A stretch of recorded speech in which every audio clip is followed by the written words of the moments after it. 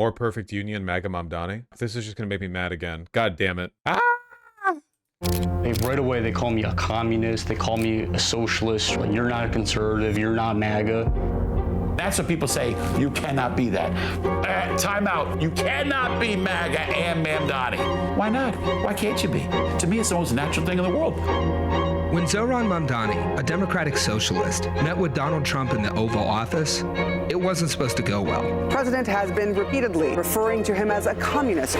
But then... Congratulations, Mr. Mayor. The better he does, the happier I am. We're going to be helping him to make everybody's dream come. I don't trust these conservatives who support Mamdani. No, nor should you. They're literally like single issue voters, and the one issue is our keys jangling. No underlying principles. Now, if a person has swapped from supporting Trump to then supporting Mamdani, that's a different thing entirely. But if they support both... True.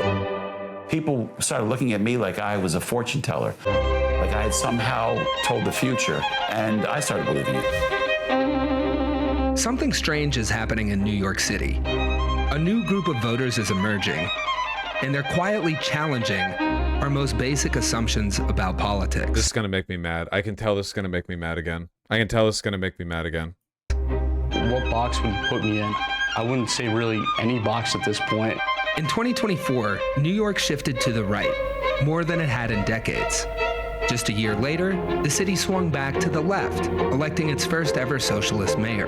But here's where it gets weird. Some of the same voters were part of both waves. A lot of my voters actually voted for him, and I'm okay with that. If politics is all about which team you... I had to say most voters are brain dead. We need to vote, though. Yeah, my issue isn't with the idea that voters are brain dead, which they are. They're genuinely, like, barely alive. My issue is more the idea that this is a new and growing sector of the population, people who simultaneously support Mamdani and Trump, because I feel like already so much undue attention has been paid to these people. Like, everyone is obsessed with them. Everyone, we love heaping attention onto, like, the loud guy who's like, yep, I have no principles whatsoever. I support completely contradictory things, and we laud them for it. We're like, wow, what a unique and novel perspective, when what we should be saying is, like, like, I'm glad you voted for Mamdani, but if I could disenfranchise you right now with my mind, I would. That's not... Because that's the only thing you can say about a person who simultaneously supports Mamdani and Trump, right?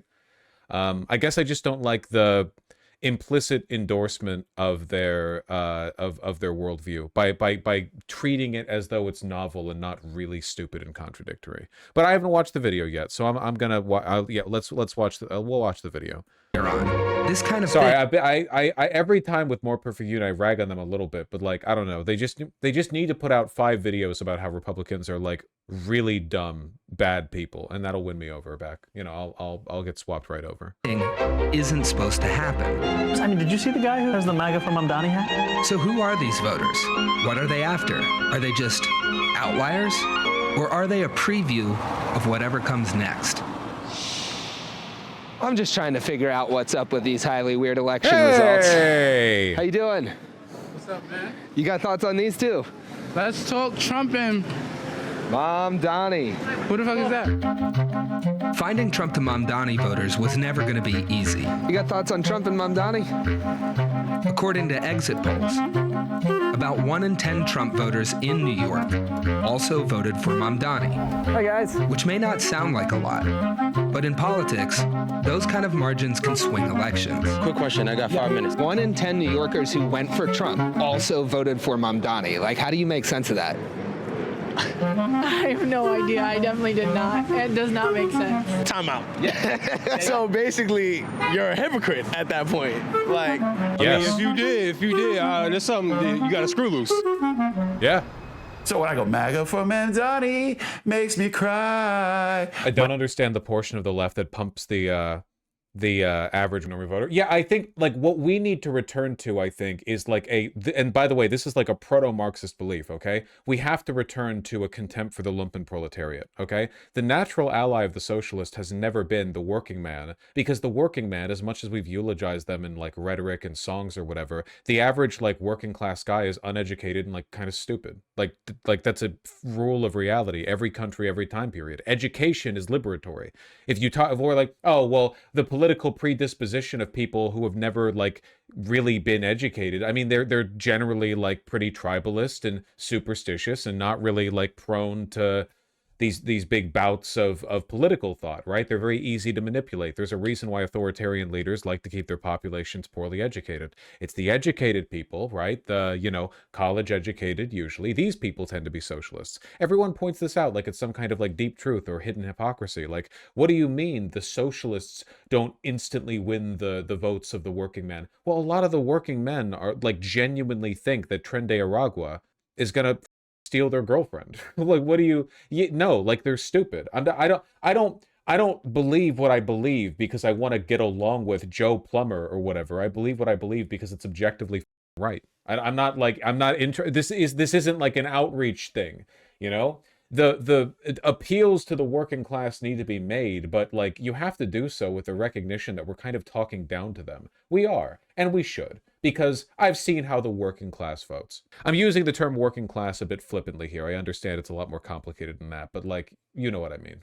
My friend who's a Republican goes, that's the line I like. MAGA for Mamdani makes me cry. Ron Barba is an actor, a stock trader, and the unelected leader of MAGA for Mamdani. I think a lot of people right from They want to improve working class quality of life and increase their wages. Yeah, God willing, if you gave them a bit of elbow room and some, you know, a bit of life to live, they might not be so stupid, you know? They look at MAGA for Mamdani and it's confusing. That was the most beautiful thing. When I showed up at the rally, is to see the faces. Oh my God, bro. Oh, hell no, man. What the fuck? Boom, a whole run. Kind of seems like you just really enjoy attention then, which is often the case with people like you. Like you've turned this into like a micro celebrity thing. Right from the get-go. We had someone come to our Forest Hills rally with a hat that said MAGA Mamdani. Different news outlets asking me questions about it. Literally, that's one of those moments where I was like, is this AI or not? Because you never know these days, but he's real, right? Yeah, yes, this is real. People taking pictures with me. Jesus Christ, man. Immediately. He's learned he can jangle the keys for himself. Yeah, honestly. Anyway, if you guys think this guy is going to like consistently vote for populist socialists in the future, you're delusional. And people started commenting, this guy is sick, this guy can't be MAGA, what am I looking at? I don't know why it was natural to me. That is where you could go do the psychological, you know, analysis of me. It's easy to dismiss Ron as an outlier. And in a way, he is. Most Trump to Mamdani voters live in working class immigrant communities across the city. And many belong to a group that the Democratic Party has been losing for years. What's up, brother? Young men. I was not born here. I was from Sri Lanka. I just became a citizen. So. Hey, congratulations. If you were a citizen, would you have voted for Donald Trump? Yeah, absolutely. And you voted for Mamdani? Yeah, Mamdani, yeah, obviously. We need to stop importing third worlders and their third world politics, parentheses, conservatism. What's up with that? Help us understand that. I mean, they both want the same thing, affordability. Affordability. Everybody's talking about it. And in New York, it's impossible to ignore. New York is expensive as Let's start with that. My rent right now is like $4,000 for a 3-bedroom. $4,000 for a 3-bedroom? Everything's going up. The food's going up. Rich people get rich and poor people get poor. What's it like raising a family when that's so expensive? Exhausting. When I was a teenager, I really bought into this American dream. Didn't Trump say affordability is made up? Again, like the lesson that you should take from this, and I'm sorry, like I understand I'm like kicking a dead horse or whatever, but if you thought that Trump was going to bring prices down, you are politically illiterate. The inflation wave we experienced under Biden was a consequence of COVID, and it happened to almost every country on earth. America recovered faster than almost every country on earth. Like the inflation bubble that you're upset about happened everywhere. It wasn't Biden's policies. If anything, Biden's policies hastened its return to normalcy. We recovered pretty quickly. So that's one thing. But also, if you thought that Trump, with his tariff the world strategy, was going to make stuff cheaper, you're like stupid and you were fooled. You're a rube. But I'm not going to lie about that because it hurts your feelings to be told that. Like it's one thing to make mistakes. I don't expect everyone to be like super duper duper politically literate, but you do have to be pretty ignorant to fall for that. And a lot of people are. That small house, family, white picket fence. In New York City. And the older I got, the more I realized that that was the reality of the 1950s and 60s, not necessarily anymore. Christian Spariosu has lived his whole life in a rent-stabilized apartment in Queens. His dad's a cab driver, mom's a house cleaner, and he makes $20 an hour working at his local gym. Christian's politics are complicated. Oh my God. During the 2016 election, I was super pro-Trump. I would watch like all of his speeches on TV. They're not complicated. These people are natural serfs. They're peasants. They just want to be led by a leader. That's it. Look at how much political, like, memorabilia this guy has in his house. Like, this guy's, despite knowing very, very little about politics, this guy's life seems to be consumed by idolatry. Like, to put it in perspective, okay? My job is politics, or at least it's politics adjacent. You walk around my house, you would never know. Where's the politics? Even in my stream background, I have a painting of my beloved dead cat. I have stuff that I got from the American Southwest. I have anime books. I have figurines. I have plushies. Nothing here. Like, my political idolatry has like no... I legitimately think the only piece of political merchandise that I have that I still hold on to is a very, very worn Bernie 2020 bumper sticker that I never put on the car, but I kept, and it's all wrinkled and folded up, and it's like underneath several layers of car blanket in the trunk of my car. And that's it. That's the only thing. And then you see these people, and like, despite knowing nothing about... I got rid of the Biden cup. And despite knowing nothing about politics, they have these like shrines in their bedrooms dedicated to Trump or Mamdani or whatever. You're just a serf. Like, you just want to be ruled by somebody. You just want to give all your heart and your faith to somebody who you think will fix your personal problems. Nobody ever will. So you will always be unhappy. I just wish we could call... His politics aren't complicated. His politics are actually as simple as they get. The only people brave enough to vote out this corrupt establishment is you, the American people. Even though I couldn't vote, I was super fond of him. Trump was the best. He's going to like change America for the better. This economy is going to work for everyone. And we will take back this country for you, and we will make America great again.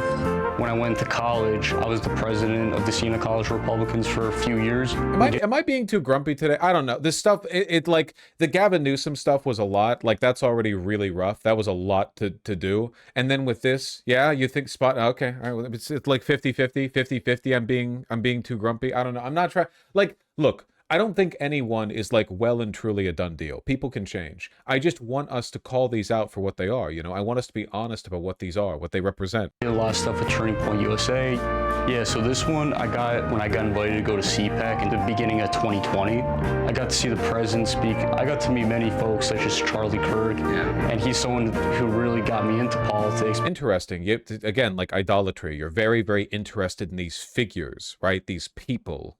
Because, yeah, like freedom, it was just a phenomenal time. And during that time in CPAC, every year they have a certain theme. Let's talk about socialism.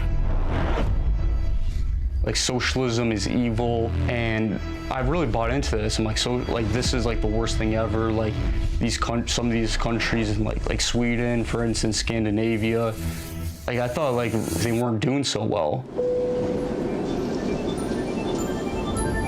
When I got to study abroad in Japan for my last year of college, that opened my eyes to how not every country is like America.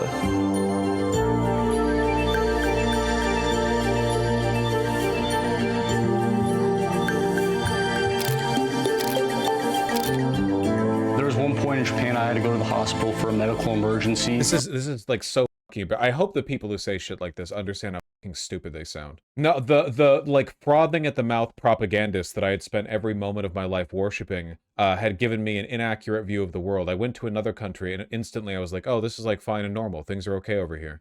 They have universal health care in which the government pays 70% of the cost, you pay 30% of the cost. It's a done deal. Just out of pocket, I paid somewhere between like 30 to 50 bucks for like a full day. And Did you immediately realize that you had been lied to by all the people you worshipped? Like, Surely experiencing a prosperous country have a functioning healthcare system with a much lower like point of cost at the bit. Like did you experience that and then go, oh my God. So all the like thousands of arguments I'd heard about how the only way to run a healthcare system is for you to pay $50 billion if you break a leg and go to the ER. That was all wrong. Got world-class care. I'll never forget. It just goes to show that we're not number one in many ways. When it comes to America first and being for the people, I don't think that's some work to do. Yeah, I think we have plenty of work to do personally. Christian first crossed paths with Zoran 2 years ago after a heavy storm flooded his kitchen. So my roof started leaking for about 3 months. I would ask my landlord. Interesting how ideology is what drove him to the right, but material reality is what drives him to the left. He's told things about the world. That's why he likes Charlie Kirk and Trump. But then he experiences things about the world. Oh, guess all those lefties had a point. Interesting, huh? He's just going to keep doing this his entire life, and he's going to vote Republican the entire time. Please fix it. He didn't want to do it because he's a landlord. Yeah, he's just a landlord. Kept calling 311, which is like the city hotline for help, and no one ever responded to me. But then Christian called up Zoran's office. A couple days later, an inspector actually came, cited a couple safety violations, and because of the fines that the landlord received, he was forced to fix my leak and provide me more heat. Whoa. And that was the first time a politician actually did something for me. I would say when that happened, Zoran, he really earned my respect. He just caught my eye in general. He was polling at like less than 1% when he started running at the beginning of 2024. Did you reflect at all on how the many arguments that you'd heard from the right about how government regulation or the rent-controlled apartment that you live in, or how all of that is wrong? You had one experience with Mamdani that instantly disproved the entire premise. Did you learn anything from this? I'm gonna go with no. Yeah, probably not. I mean, he's wearing the t-shirt of a guy who was murdered while lying in exactly the way this guy fell for time and time again. And during that first Democratic debate, there was a question that was asked. The first foreign visit by a mayor of New York is always... Bosh, I understand your seething hate, but we need to remember that Americans are genuinely victims of centrist propaganda. Make them exactly like this. For one, everyone's a victim of propaganda. For two, you are who you are. For three, I'm not saying people like this don't exist. I'm not saying that we can't acknowledge they exist. I just want more perfect union to call them stupid. Why aren't we asking them the obvious follow-up question? Oh, you went to Japan and it turned out their healthcare system worked much better than ours? Did that cause you to reflect on the messages that you had been, like the obvious lies that you had been told by the people you worship? Just one follow-up question. One. I just want one. I just want one, dude, from any one of these people. Any one of these people. One critical follow-up. None of these people are going to stay voting Democrat, dude. They follow the key jangling. They're not principled in any way. We need to... How are we going to fix this? How are we going to fix people if we can't even give a name to the hypocrisy? We can't even identify what the problem is. I'm not defending this guy because he's clearly a worthless dipshit, but is this not how FDR won over vast swaths of America? Keep in mind, we're talking about people who currently support both Mamdani and Trump, not people who switched from Trump, got disillusioned, and switched then to Mamdani. You know, I don't know. Could you go back and find people who like FDR and Hoover? Yeah, I'm sure. I don't know. Like, they're probably crazy people back then, but the internet didn't exist, and also I wasn't alive. I'm talking about like the inconsistencies in your belief system that would have to exist for you to like both of these people at the same time. I think we have to be okay with giving up on these people. No, I want them to be asked questions. We need to start shaming ignorance again, okay? People need to start getting smarter now. I'm really sick and tired of half the country getting their news from Joe Rogan, all right? People are so stupid. And if you challenge them on their stupidity, they bluster. They don't even know what you're talking about. They're so entitled to their stupidity. We all need to get much more ableist right now, okay? Much more ableist. We need to shame people for being stupid. If people don't know a thing, they should be made fun of. These people need to be scrutinized. Because, right, they're like blissful idiots, man. They're just reveling in the attention. Oh, look at these cameramen who enjoy talking to me. Oh, look at wow, everyone wants to talk to me since I said I voted for Trump and voted for Mamdani and I like both of them. Wow. Okay. Clearly they're reveling in the limelight a little bit, you know? Maybe turn up the heat. Maybe ask them some critical questions. Ay, ay. considered significant, where would you go first? Almost every single one of these candidates said, I would visit the Holy Land. I would go to Israel. Yeah, I'd make my 4th trip to Israel. My goal would be to take my first trip. It's hard to say you can't fight the power of stupidity. Yes, you can. I'm not interested in your pithy little inaccurate, your little adages. I'm not interested in your wisdom. Yes, you can. There's a difference between good things and bad things. To Israel. Mr. Mamdani. Zoran, he was the only candidate that said, I would stay in New York City. My plans are to address New York. York. Not 100% sure if vitriol and shame would work to win people over. Wouldn't you just full polarize them? No. Vitriol and shame work wonderfully. And everyone who's told you otherwise is a deep state show. They work brilliantly. If a person is like the reason why we've seen such a marked increase in extremism recently is because the internet has created echo chambers where people can be neo-Nazis online. It used to be if you were a neo-Nazi, you had no one in your camp unless you found other real-life neo-Nazis, and you would broach the subject with them. It usually meant you had to go to the right bookstore or the right music venue. You had to find the people who looked right and kind of pitch the topic to them. It was a genuine barrier. It made it difficult. Now you can be like a neo-Nazi at 12 and go to the right forum, and congratulations, that's your life. All of your formative years, the plasticity of your brain wasted on 4chan memes or whatever. We need to make it socially intolerable to be like this. And that starts. I'm talking about the basic start, the very, very beginning of that pressure is asking these people to give some light, some air to the obvious inconsistency in their position. That's it. Workers across the 5 boroughs and focus on that. And that was the answer that you would think is common sense, but every single one of these candidates said a foreign country, which is just crazy. I admire these folks that go against the grain. And that's part of the appeal of Trump to me initially, how he was considered an outsider. Peasant brain. When Trump won in 2024, Zoran broke from the script again, heading to Fordham Road in the Bronx, a neighborhood that had swung hard toward Trump. And who did you vote for? Trump. Trump. Donald Trump. I voted for Trump. When I asked those New Yorkers why did they vote for the president, they told me again and again it was cost of living, cost of living, cost of living. Him freezing the rent for every rent-stabilized tenant, if he can actually do that, that'd be phenomenal. That would help a lot of people, because a lot of people are getting priced out of the story because of the gentrification, and just all over New York. I think economics and affordability, that's what wins elections. It appealed to you? Yeah, it appealed to me. Like, I think one of the most conservative things you can do is trying to get people to have a family with no-cost childcare. Interesting how every time this guy shifts over to the left, by the way, it's because something worked for him. Just makes me think that if he wasn't in a rent-stabilized home, but was in a, private market, market rate home, none of this might have happened. Very opportunistic, actually, what's really conservative would be if Mamdani would personally fund my daycare, What if Mamdani would massage my feet, Like, being able to have a family and afford to have kids, how is that not conservative?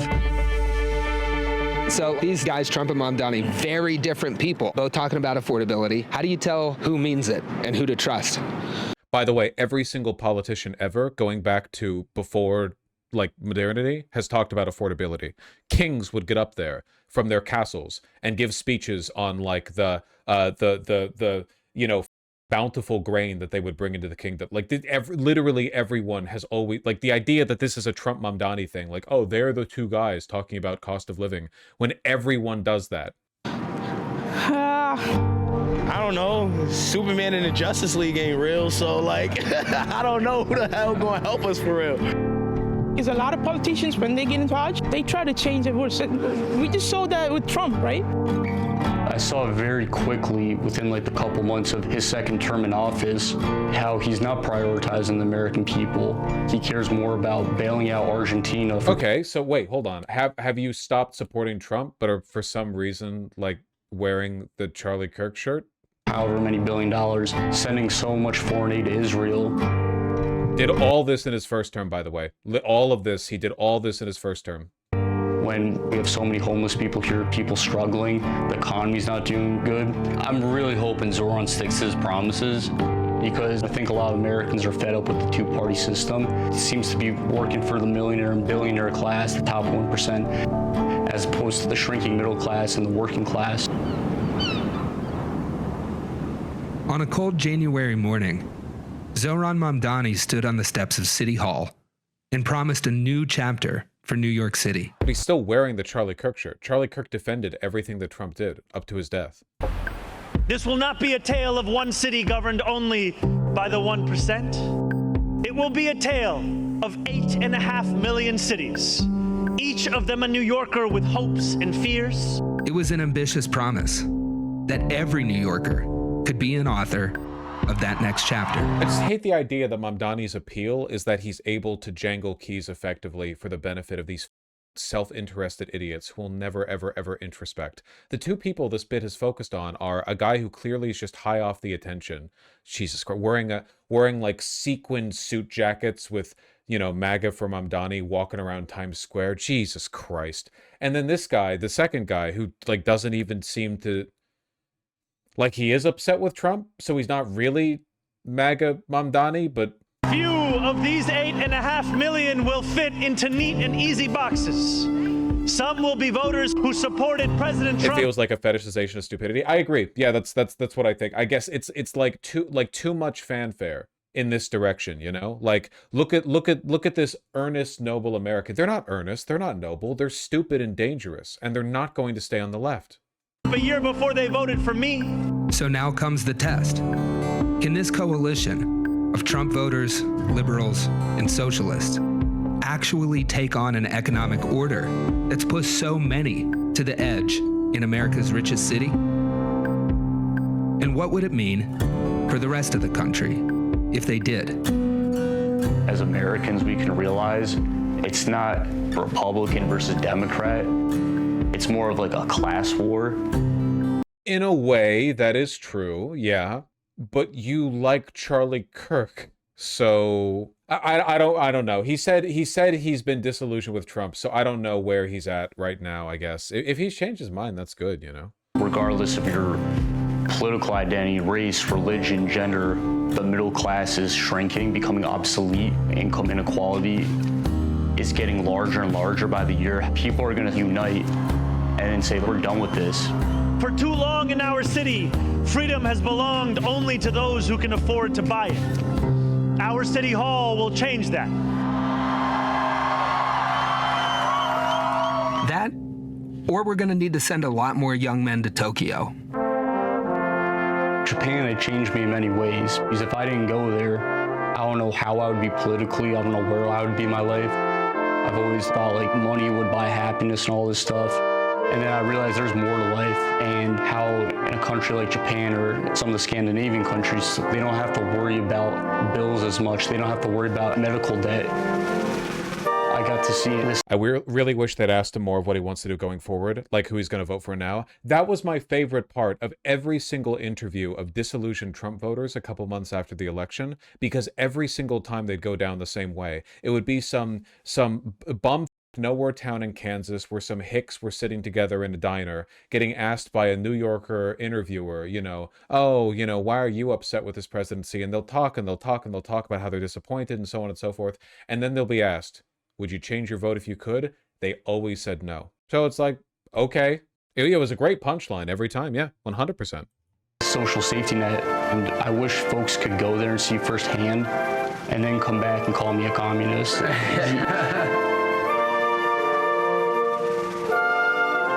Hey, did you like that? Yeah, it was a well-produced video. I'm just grumpy. Man goes to Japan once, gains class consciousness, goes to right-wing xenophobic country, becomes more left-wing. I hate every second of this. Yeah, because you don't want these people being pitched over at Japan like a fastball. Is Trump right about Chicago? We went to the most dangerous parts to find out. More perfect unions peak sloppulism? I don't think that's true, because I've seen way worse sloppulous stuff. And they do really good investigative work. This video, for example, which did pretty well with Consumer Reports, is excellent. Very, very, very good video.